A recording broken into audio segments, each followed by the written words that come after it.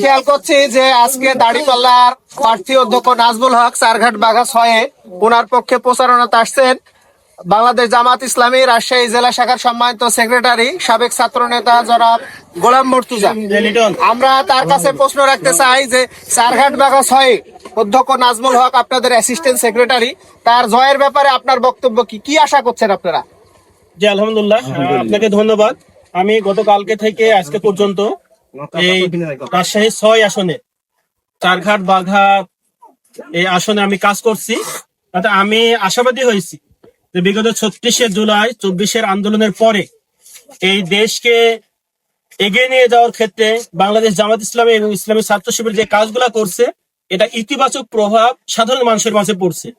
পাশাপাশি আদার্স কিছু দল আছে, তাদের কিছু কার্যক্রম মানুষের মাঝে নেতিবাচক প্রভাব পড়ছে, সাধারণ ভোটারের কাছে গিয়ে আমরা সেটা বুঝতে পারছি।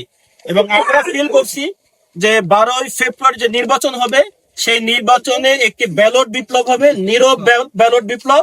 যে ব্যালট বিপ্লবে ইনশাআল্লাহ বাংলাদেশ